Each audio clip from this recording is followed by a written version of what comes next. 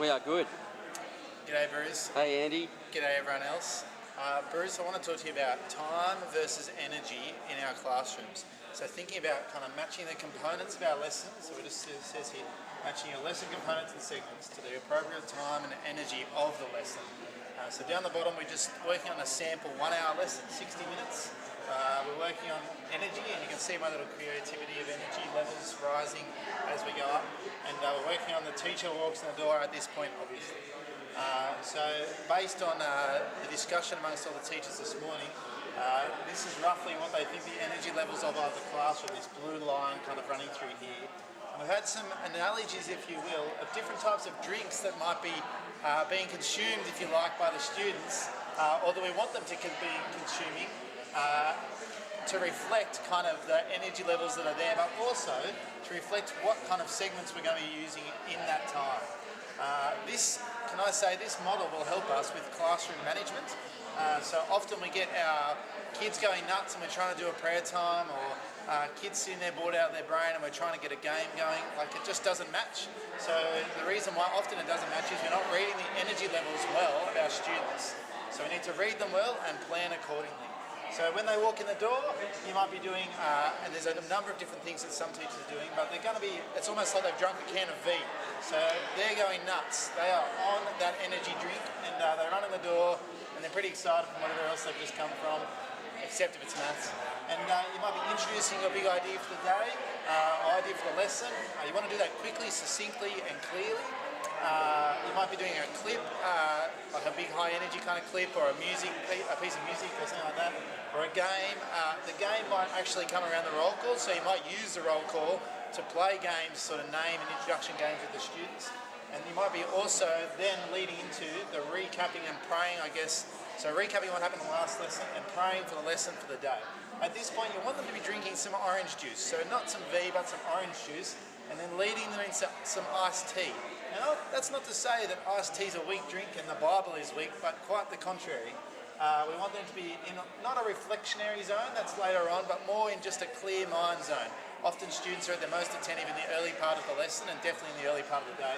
And so we want them to be attentive when we're reading the Bible passage together, looking at the questions that are going to come out of the Bible passage, and then they might be working through worksheets or working through discussions or writing paragraphs about explaining a concept or whatever comes out of the passage, or whatever this, you might be doing a talk to the students for 10 minutes and then listening and writing notes. However you do it, this is the big Bible kind of engagement time in the lesson.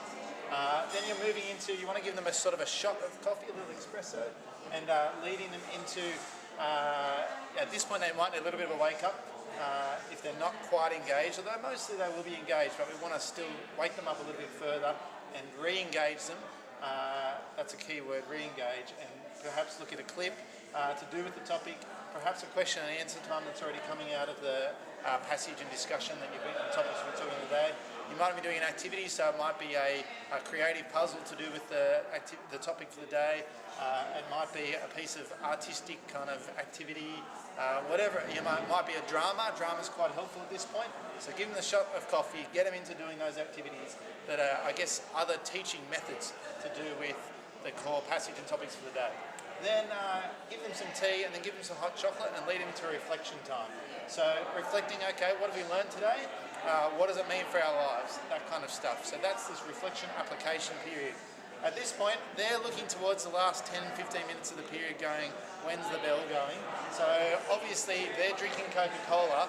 It's unavoidable, so you might as well run with it. Prayer, more in the reflection, but then I think with this Coke drinking, you want to be putting strong challenges to them.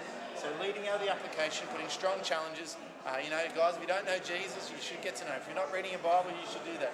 If you're not learning to love other people and not gossip and all those sort of things in the playground, all the different challenges that might come out of the passage as we're ramming home at this point.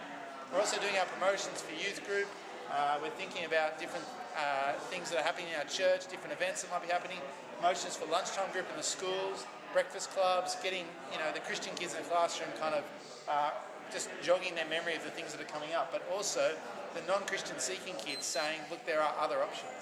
And then at the end, they're drinking a can of Mother, no doubt, because they are out of the classroom with lots of energy And so that's what's going to be happening at the end. And so you're getting whatever you can out at the end of that lesson. Please don't be trying to do a prayer as the kids walk out the door. It's not going to be helpful. So there is a basic time versus energy graph. It's not foolproof, but I think it'll be very, very helpful when you're constructing your lessons. Thanks, Bruce.